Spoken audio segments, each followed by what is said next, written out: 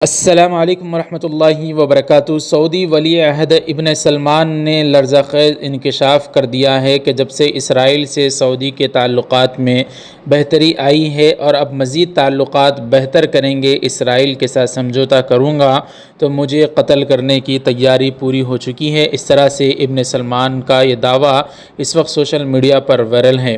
آپ کو پوری خبر بتانے سے پہلے گزارش ہے ویڈیو کو لائک کر دیں، ناظرین شیئر کریں۔ سعودی عرب اور متحدہ عرب امارات اور دیگر جو ممالک ہیں، مسلم ممالک ہونے کے باوجود اسرائیل سے سمجھوتا کر رہی ہیں، انہی میں سے ایک بڑا ملک سعودی عرب بھی ہے، جس کے ولی عہد نے بڑا لرزہ خیز انکشاف کیا ہے۔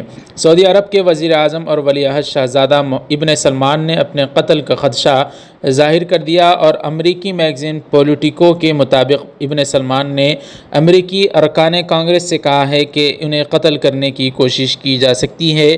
میگزین کے مطابق ابن سلمان نے امریکی ارکان کانگریس سے کہا کہ انہوں نے سعودی اسرائیلی تعلقات کی بحالی اور امریکہ کے ساتھ تعاون کی خاطر اپنی جان خطرے میں ڈال رکھی ہے۔ ابن سلمان نے ایک موقع پر یہ بھی کہا کہ مصر کے جو مقتول صدر انور سادات کا بھی حوالہ دیا، جنہیں اسرائیل کے ساتھ کیمپ ڈیوڈ سمجھوتے کے بعد قتل کر دیا گیا تھا۔ رپورٹ کے مطابق امریکی اشاعت پولیٹیکو نے بدھ کو رپورٹ کیا کہ سعودی شاہی نے امریکی کانگریس کے ارکان سے اپنے خدشات کا ذکر کیا ہے۔